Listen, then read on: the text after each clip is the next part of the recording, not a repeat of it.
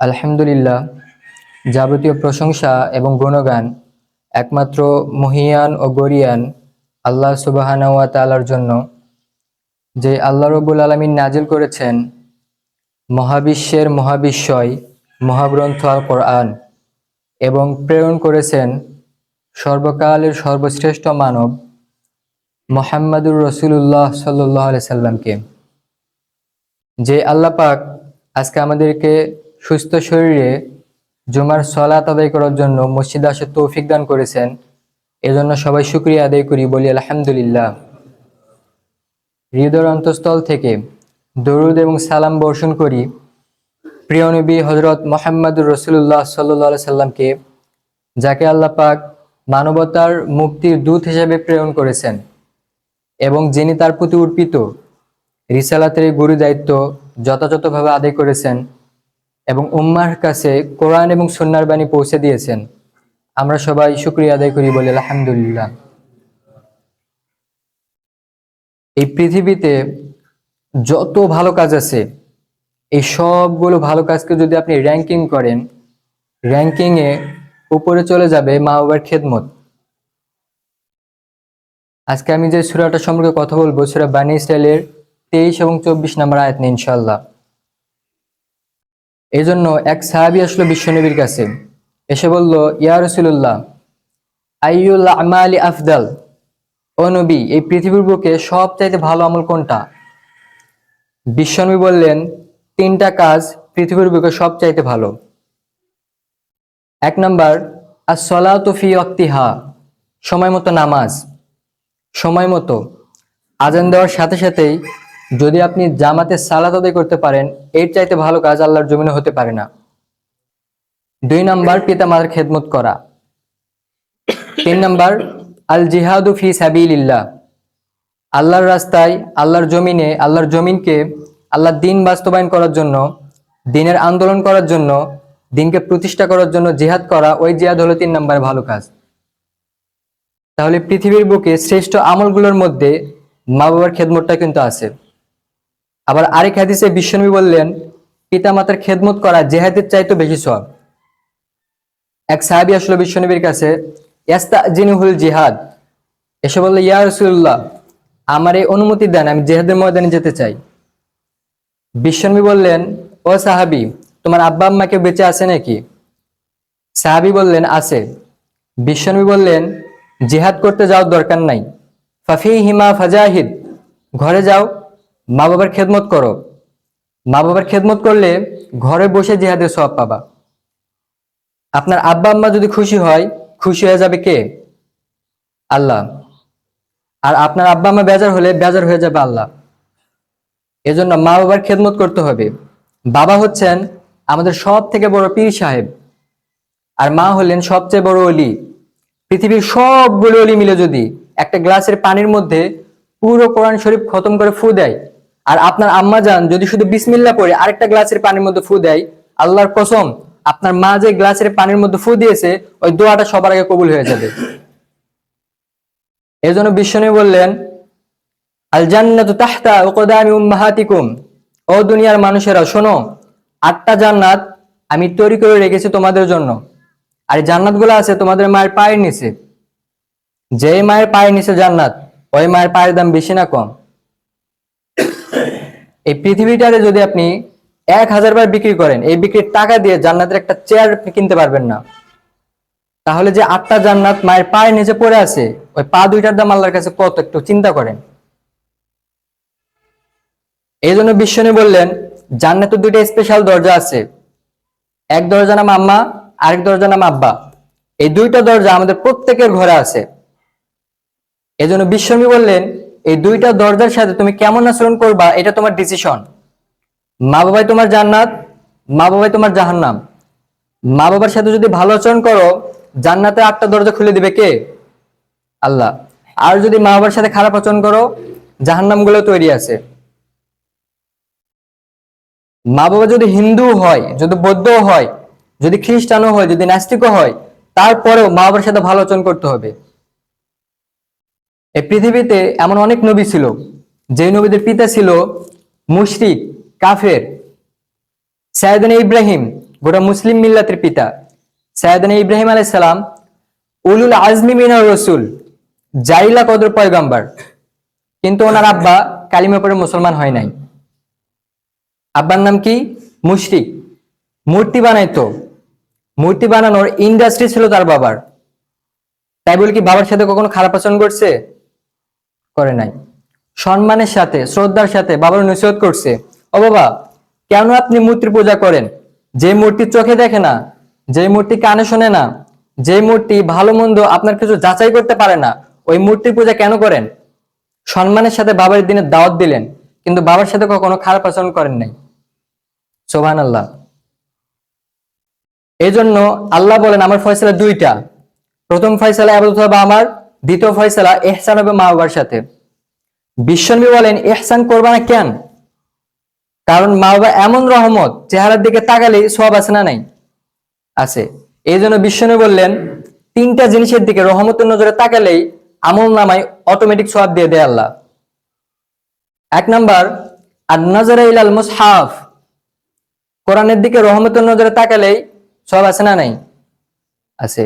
দুই নাম্বার, আর নজরে ইলাল কাবা, হজ করতে গেলেন, ওমরা করতে গেলেন, কাবার দিকে নজর পড়ার সাথে সাথেই সওয়াব আছে না? তিন নাম্বার, আর নজরে ইলা ওয়াজহিল ওয়ালিদাইন লিওয়ালাদিহি, মাতা পিতার চেহারার দিকে রহমতের নজরে একবার তাকালেই আপনার আমল নামায় কবুল হতে সওয়াব দিয়ে দিবে কে?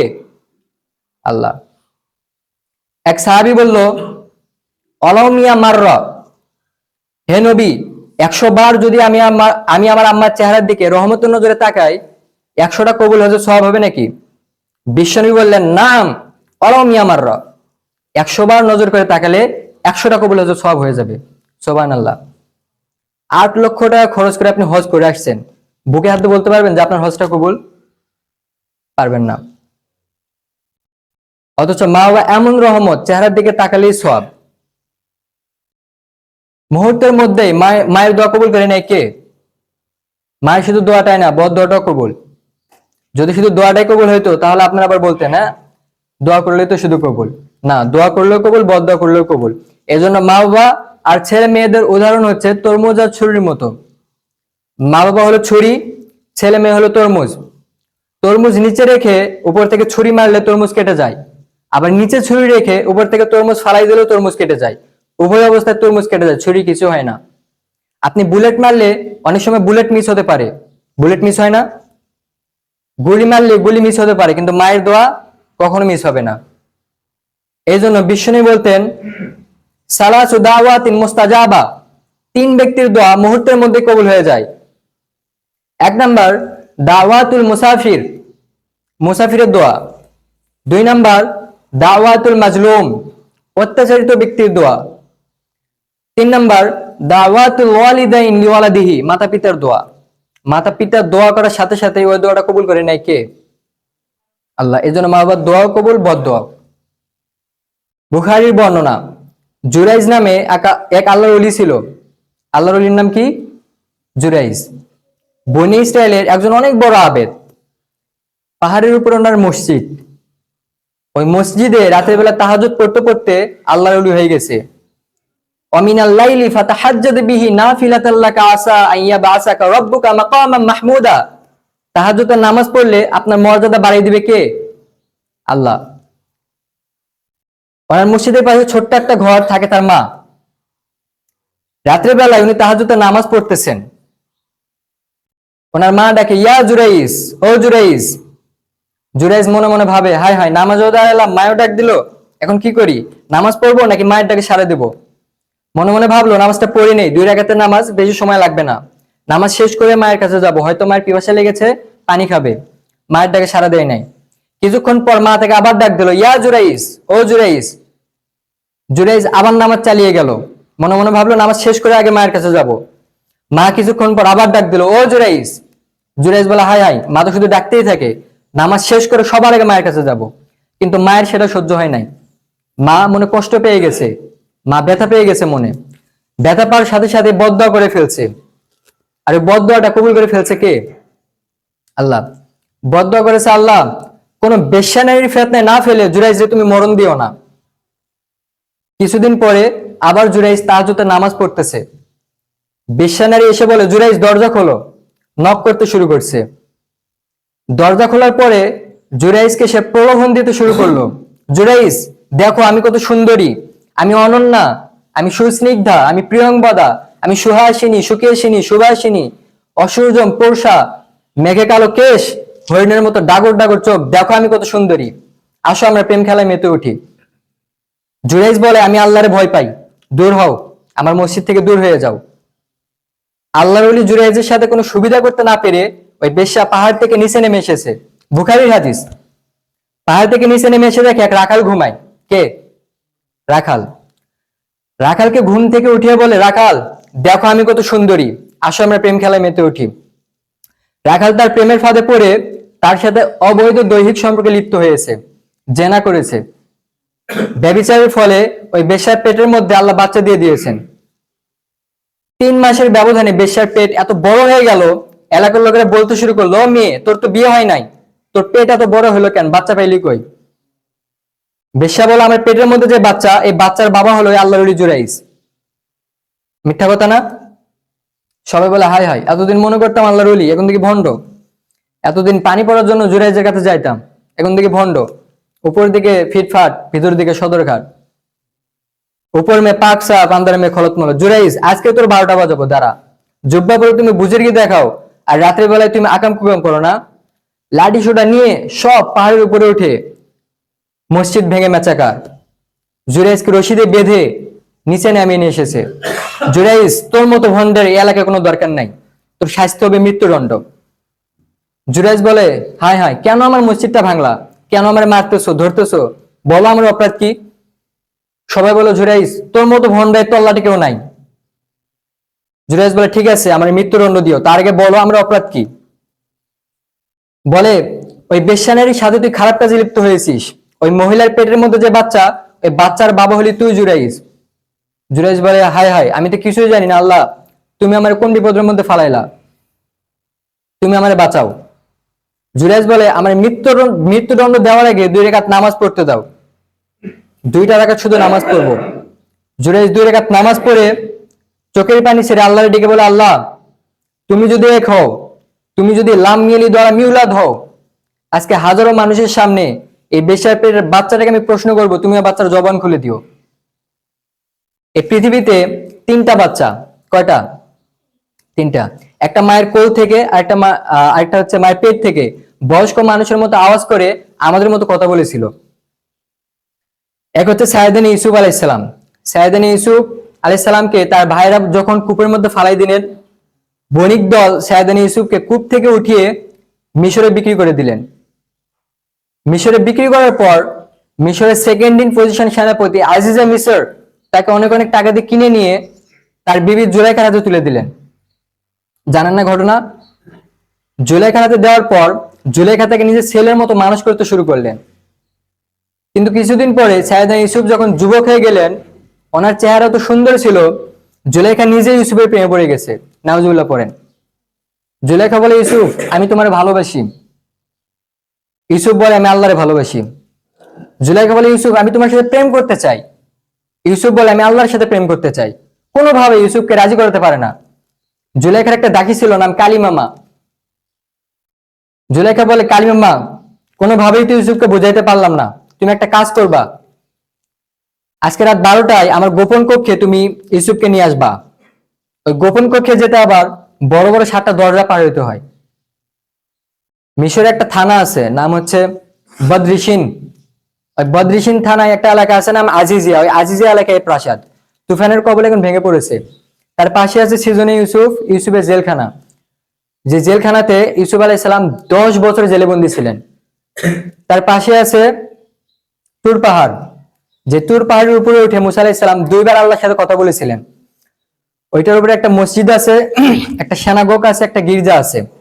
3 ধরনের লোকদের কাছে ওটা পবিত্র জায়গা, সবাই যায়। ইহুদিরাও যায়, আমরা মুসলিমরাও যাই। ইহুদিরা গির্জার ভিতরে ইবাদত করে, আর আমরা মসজিদের ভিতরে জিকির করি আল্লাহর। তো কোনোভাবেই ইউসুফকে রাজি করাতে পারে না। তখন জুলাইখা তার দাসীকে নির্দেশ দিলেন, কালিমামাকে নির্দেশ দিলেন, কালিমামা, আজকে রাত 12টায় আমার স্পেশাল প্রাসাদে 7টা দরজায় তুমি বড় বড় 7টা তালা লাগিয়ে ইউসুফকে নিয়ে আসবা। কালিমা মা সাইয়েদনা ইউসুফকে গিয়ে বলে, ইউসুফ, জুলাইখা তোমাকে ডেকে পাঠিয়েছে। ইউসুফ বলে, রাত বাজে 12টা, এত রাতে কি বলার জন্য ডেকেছে? যাও, আগামীকাল সকালে কথা শুনবো। কালিমা মা বলে, না, আগামীকাল গেলে হবে না, তোমাকে এখন যেতে বলেছে। সাইয়েদনা ইউসুফ চোখের পানি ছেড়ে আল্লাহর ডেকে বলে, আল্লাহ, জীবনে কোনো অপরাধ করি নাই, বুঝ হওয়ার পর থেকে আজ পর্যন্ত কোনো অন্যায় করি নাই। না জানি আজকে আমি আমার ঈমান হারা হয়ে যাই, না জানি আজকে আমি আমার চরিত্রটা হারিয়ে মাবুদ। আল্লাহ, তোমার উপর তাওয়াক্কুল করে গেলাম। কালিমা সাইয়েদনা ইউসুফকে নিতে লাগলো, আর দরজায় বড় বড় এক একটা তালা লাগাতে লাগলো। 7টা দরজায় বড় বড় 7টা তালা লাগিয়ে সাইয়েদনা ইউসুফকে স্পেশাল ঘরের মধ্যে ঢুকিয়ে কালিমা আরেক দরজাতে বের হয়ে যায়। এখন এই স্পেশাল কক্ষের মধ্যে শুধু 2জন মানুষ, জুলাইখা আর ইউসুফ। জুলাইখা বলে, ইউসুফ, বাঁচার কোনো মাধ্যম না, আজকে যে কোনো ভাবে হোক আজকে আমি আমার মনোরঞ্জন করে ছাড়বো, আমি তোমারে ভালোবাসি। সাইয়েদনা ইউসুফ বলে, আমি আল্লাহরে ভালোবাসি। একের পর এক জুলাইখা তাদের কাপড় খুলতে শুরু করেছে, নিজেকে উপস্থাপন করতে শুরু করেছে। আল্লাহ নবী ইউসুফ ডান দিকে দৌড়ায়, বাম দিকে দৌড়ায়। জুলাইখা বলে, ইউসুফ, বাঁচার কোনো মাধ্যম নাই, কেননা 7টা দরজা থেকে বড় বড় 7টা তালা লাগানো আছে। সাইয়েদনা ইউসুফ চোখের পানি ছেড়ে আল্লাহর ডেকে বলে, আল্লাহ, জীবনে কোনো অপরাধ করি নাই, আজকে এই বিপদ থেকে তুমি আমাকে বাঁচাও। আল্লাহ বলে, জিব্রাইল, যা আমার ইউসুফে বাঁচা। সাইয়েদনা জিব্রাইল আলাইহিস সালাম বলেন, পৃথিবীতে আমার পুরো জীবনে খুব কয়েকটা সময় খুব দ্রুত বাতাসের বেগে জমিনে নেমে এসেছিলাম। এর মধ্যে ওই দিন যেদিন ইউসুফের ঈমান বাঁচানোর জন্য আল্লাহ আমাকে পাঠিয়েছিল, আরেকদিন হচ্ছে ওই দিন যেদিন ইসমাইলকে বাঁচানোর জন্য আল্লাহ আমাকে দুম্বা দিয়ে পাঠিয়েছিল। সাইয়েদনা ইব্রাহিম সাইয়েদনা ইসমাইলকে যখন জবাই করার জন্য বড় একটা তলোয়ার নিয়ে কুরবানি করতে শুরু করলো, আল্লাহ বলে, জিব্রাইল, জান্নাত থেকে দুম্বা নিয়ে তাড়াতাড়ি ছুটে যা, আমার ইসমাইলের গলার একটা পশমও যাতে না কেটে যায়। সাইয়েদনা জিব্রাইল আলাইহিস সালাম বাতাসের বেগে আল্লাহু আকবার, আল্লাহু আকবার, আল্লাহু আকবার বলতে বলতে চলে এসেছিলেন। তিনি বলেন, এই সময়টাতে আমি খুব দ্রুত বেগে জমিনে নেমেছি। আবার সাইয়েদনা ইউসুফের ঈমান বাঁচানোর জন্য খুব দ্রুত বেগে জমিনে নেমেছি। সাইয়েদনা ইউসুফ চোখের পানি ছাড়ে। সাইয়েদনা জিব্রাইল আলাইহিস সালাম এসে বলেন, ইউসুফ, ইলা নাহিয়াতিল বাব, আল্লাহ বলছেন দরজার দিকে দৌড়ান। সাইয়েদনা ইউসুফ আলাইহিস সালাম বলেন, দরজায় তো বড় বড় তালা লাগানো। জিবরাইল আলাইহিস সালাম বলেন, আমি এত কিছু জানি না, আল্লাহ শুধু এই মেসেজটা দিয়ে আমাকে পাঠিয়েছেন। সাইয়েদনা ইউসুফ আল্লাহর উপর তাওয়াক্কুল করে দরজার দিকে দৌড়াতে লাগলেন। 7টা দরজায় বড় বড় 7টা তালা লাগানো, তিনি দৌড়াতে লাগলেন। প্রথম দরজার কাছে যাওয়ার সাথে সাথেই মুহূর্তের মধ্যে ঠাস ঠাস করে দরজা খুলে যায়। এইভাবে 6টা দরজার তালা খুলে যাওয়ার পরে 7ম নাম্বার দরজার সামনে যখন সাইয়েদনা ইউসুফ আসলেন, আল্লাহু আকবার বলে দরজায় ধাক্কা দেয়, কিন্তু দরজা খোলে না।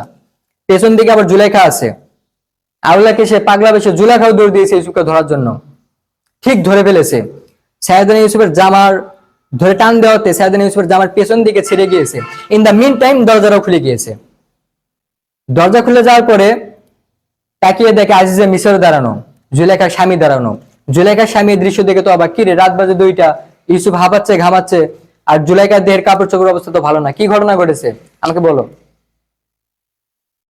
ফালিয়াতাকাল্লাম আহাদুকুমা শাইআন, দুজনের একজন আমাকে কিছু তো বলো। কেউ কিছু বলে না। জুলাইখার সামনে এসে বলে, আজিজে মিসর, দুধ কলা দিয়ে দুদিন সাপ পুষেছি, ইউসুফ আমার ইজ্জত হানির জন্য ঘরে হামলা দিয়েছে। আজিজে মিসর বলে, তোমার কি সাক্ষী? কয়, আমার সাক্ষী কালিমা। এই কালিমা সত্যি নেই? 100% সত্য। আজিজে মিসর বলে, ইউসুফ, এই কাজটা তুমি কেমনে করলা? তোমার মৃত্যুদণ্ড দেওয়া হবে, এখনই মৃত্যুদণ্ড দেওয়া হবে, জল্লাদের কাছে তোমার যাওয়া লাগবে না, জল্লাদ এখনই তোমার সামনে এসে তোমার ঘাড় কেটে ফেলবে, তোমার কোনো সাক্ষী থাকলে বলো। সাইয়েদনা ইউসুফ বলেন, আমার কোনো সাক্ষী নাই। আল্লাহ বলে, জিব্রাইল, ইউসুফের কানের কাছে গিয়ে বল, জুলাইখার খালাতো বোন গতকাল প্রাসাদে বেড়াতে এসেছে। জুলাইখার খালাতো বোনের ছোট্ট একটা 2 মাসের দুধের বাচ্চা, ওইটার নাম হলো কিসিন। ইউসুফ, তুমি হাত তুলে বলো আমার সাক্ষী হলো কিসিন। আজিজে মিসর বলে, ইউসুফ, এটা তুমি কি বলো? কিসিন কেমনে সাক্ষী দিবে? বয়স মাত্র 2 মাস, দুধ খায়, মায়ের কোলে কাঁদে। সাইয়েদনা ইউসুফ বলেন, আমি এত কিছু জানি না, কিসিন আমার সাক্ষী। কিসিনকে আনা হলো। সাইয়েদনা ইউসুফ কিসিনের মাথায় হাত বোলায় আর বলে, ও কিসিন, ইশহাদি বিল হক, আল্লাহর নামে তুই সত্য সাক্ষী দে। ছোট্ট 2 মাসের দুধের বাচ্চা কিসিন বড়দের মতো বলতে শুরু করলো, ইন কানা কমিসুহু কুদ্দা মিন ক্বাবলিন, ও আজিজে মিসর, ইউসুফের জামা চেক করুন, জামার সামনের দিকে ছেঁড়া থাকলে ইউসুফ দোষী, আর যদি জামার পেছন দিকে ছেঁড়া থাকে তাহলে তোমার বিবি জুলাইখা দোষী। জামার কোন দিকে ছেঁড়া? পেছন দিকে। তাহলে ছোট্ট কিসিনের সাক্ষীর মাধ্যমে সাইয়েদনা ইউসুফকে আল্লাহ তাআলা বাঁচাই দিলেন। এই একটা বাচ্চা সাক্ষী দিয়েছে। 2 নাম্বার বাচ্চা হচ্ছে সাইয়েদনা ঈসা আলাইহিস সালাম। সাইয়েদনা ঈসা আলাইহিস সালামের মাকে যখন বনী ইসরায়েলের লোকেরা নষ্ট বলে গালি দিয়েছিল, সাইয়েদনা ঈসা আলাইহিস সালাম হাজার হাজার বনী ইসরায়েলের লোকদের সামনে সাক্ষী দিয়েছে। এক হচ্ছে কিসিন, দুই হচ্ছে সাইয়েদনা ঈসা আলাইহিস সালাম, তিন হচ্ছে জুরাইজের সময় যে পেটের বাচ্চা, যেটা শুরুতে বললাম। জুরাইজ বলে আমার মৃত্যুদণ্ড দেওয়ার আগে 2 রাকাত নামাজ পড়তে দাও, 2টা রাকাত শুধু নামাজ পড়বো, 2 রাকাত নামাজ পড়ে আমি আল্লাহর কাছে দোয়া করব। নামাজ পড়ে হাজার হাজার বনি ইসরায়েলের লোকদের সামনে বললো বেশ্যাকে ডাকো। বেশ্যা সামনে আসার পরে আল্লাহর ওলি জুরাইজ বলে তোমার পেটের বাচ্চা স্বামীকে? কয় আপনি। এবার পেটের বাচ্চারা ইঙ্গিত করে বলে ও পেটের বাচ্চা, এক আল্লাহ যদি থেকে থাকে তাহলে তুমি বলো তোমার বাবাকে। হাজার হাজার মানুষকে সামনে রেখে ওই বেশ্যার পেটের ভেতর থেকে ছোট্ট বাচ্চা কথা বলতে শুরু করলো, আবি হুয়া রাইল গানাম, আপনি আমার বাবা নন, ওই যে চিপায় দাঁড়ায় আছে ওই রাখাল হলো আমার বাবা। সুবহানাল্লাহ। এই জন্য আমার আল্লাহর স্পেশাল ফয়সালা 2টা। প্রথম ফয়সালা ইবাদত হবে কার? আল্লাহর। দ্বিতীয় ফয়সালা ইহসান হবে মা বাবার সাথে। আমরা সবাই মা বাবার সাথে ভালো আচরণ করব, সুন্দর ব্যবহার করব, যত কার্টিসি তুমি জানো, যত পলিটনেস, যত হাম্বেলনেস তুমি জানো, সব ভদ্রতাকে উজাড় করে দিয়ে বাবা মার সাথে কথা বলতে হবে। আল্লাহ রাব্বুল আলামিন আমাদের সবাইকে কথাগুলো বোঝার ও আমল করার তৌফিক দান করুন। আমরা সবাই করি আমিন।